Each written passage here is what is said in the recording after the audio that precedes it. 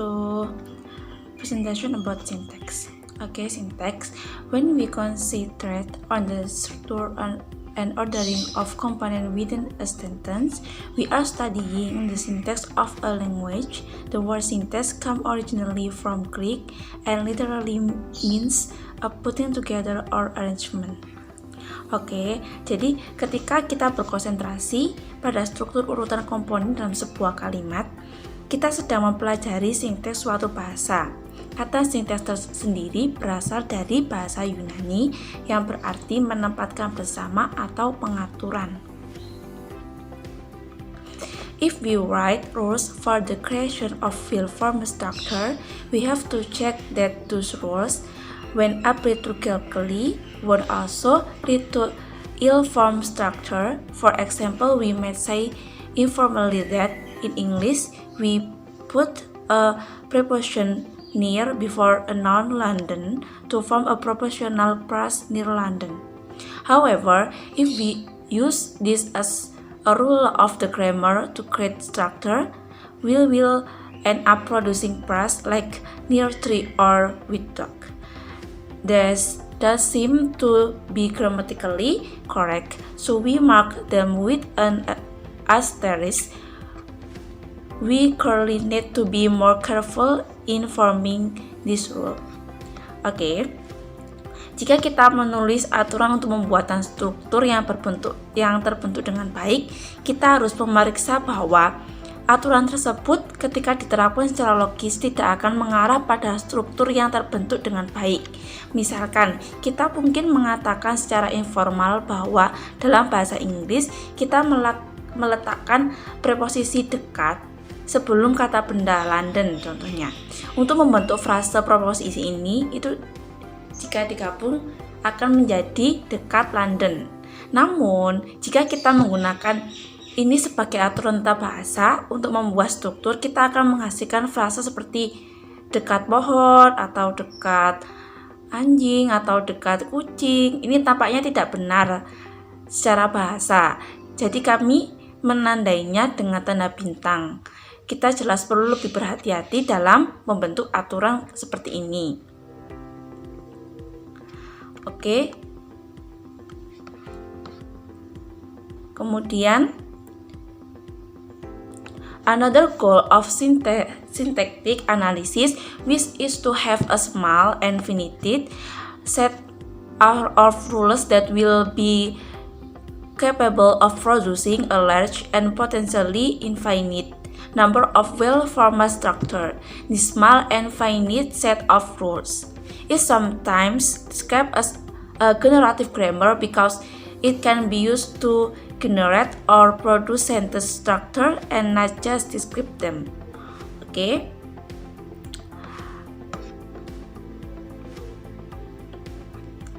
Tujuan dari analisis sintaks ini yaitu memiliki seperangkat aturan kecil yang mampu menghasilkan sejumlah besar dan berpotensi tidak terbatas. Jumlah struktur ini terbentuk dengan baik. Nah, aturan kecil ini kadang-kadang digambarkan sebagai tata bahasa generatif karena dapat digunakan untuk menghasilkan atau menghasilkan struktur kalimat yang tidak hanya digambarkan saja. Oke, terima kasih. Assalamualaikum warahmatullahi wabarakatuh. My name is Maria Likamula, Melas in PM 1619. Okay, well here I will explain the material about the recursion and the depth surface structures. Okay, recursion. Recursion is the process of repeating something in a similar way to oneself. For example, when two mirrors are parallel to each other, they make captured is a form of infinite recursion. This term has various meaning depending on the variety of disciplines ranging from linguistic to logic. The capacity to be applied more than once in generating a structure for this grammar also shows who some superficially distinct sentences are closely related and who some superficially similar sentences are in phase distance. Oke, di sini membahas tentang rekursi. Rekursi adalah proses mengulangi sesuatu dengan cara yang mirip dengan diri sendiri. Contohnya, ketika cermin sejajar satu sama lain, gambar yang diambil adalah bentuk rekursi tak terbatas. Nah, istilah ini memiliki berbagai makna yang tertunda pada berbagai disiplin ilmu mulai dari linguistik hingga logika. Jadi, kapasitas untuk diterapkan lebih dari satu kali dalam menghasilkan struktur 4 tata bahasa ini juga menunjukkan bagaimana beberapa kalimat yang secara dangkal berada terkait erat dan bagaimana beberapa kalimat yang mirip secara dangkal sebenarnya berbeda. Yang pertama, available space, capability, purchasing power, heads, electricity, maximum output, production capability, the ability of a computer to accumulate electric charge measured in farads. Oke, yang berikut depth and surface structures. Charlie broke the windows. The windows was broken by Charlie. Their syntactic form are different. One is an active sentence, the other is a passive one. So it can be said that the difference in surface structure, however their depth structures are independent. They carry the same meaning. The depth structure is in abstract level of structural organization in which all the elements limiting structure interrelation are represented. Oke, di sini membahas tentang struktur dalam dan permukaan. Cirlia memecahkan jendela. Jendela-jendelanya dipecahkan oleh Cirlia. Jadi, bentuk sintaksisnya berbeda. Salah satunya adalah kalimat aktif, yang lain adalah kalimat pasif. Jadi dapat dikatakan bahwa mereka berbeda dalam struktur permukaan, namun struktur dalamnya independen. Mereka membawa arti yang sama. Struktur dalam berada pada tingkat abstrak organisasi struktural di mana semua elemennya menentukan interpretasi struktural diwakili. Oke, mungkin sampai di sini penjelasan dari saya. Sekian dan terima kasih. Waalaikumsalam warahmatullahi wabarakatuh. Hello everyone, my name is Mirawati, NPM 71. I want to talk over about structural ambiguity and different approaches.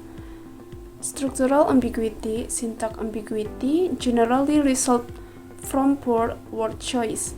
If care is not used when selecting phrases that taken in a connotative letter, then a denotative context may have more than one meaning, or of the sentence in which they are used are not properly constructed. The result can often be confusing for readers or listeners. Example 1. The professor said on Monday he would give an exam. 2. The chicken is ready to eat. 3. The burglar threatened the student with the knife. 4. Visiting relatives can be boring. For different approaches set of principles, beliefs, or idea about the nature of learning. Thank you. Hello guys, I am Linguistic Pamungkas, NPM 070. In this time, I will read and try to explain a little about the material. Okay, the first material is 3 diagrams. Sorry, we forgot to insert the 3 diagrams into the PowerPoint. And wait a second.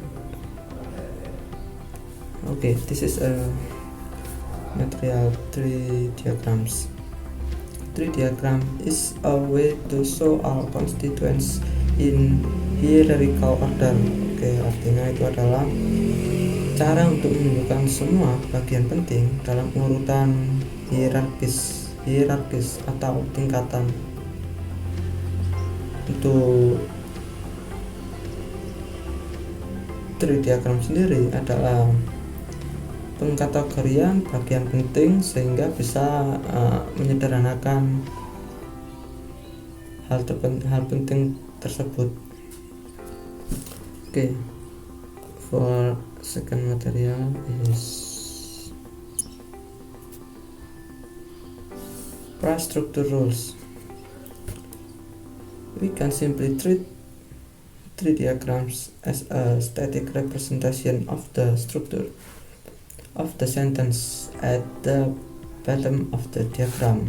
Itu artinya itu adalah kita cukup memperlakukan diagram pohon sebagai representasi statis atau perwakilan diam atau tetap dari struktur kalimat di bagian bawah diagram.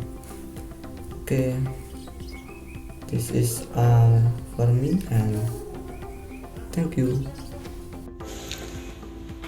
Hello, my name is Feratan Armin, NPM 74. I will explain about back to recursion. The simple part structure rules. Listen, I will have two recursive elements. As time we start to creative once we only creative a single.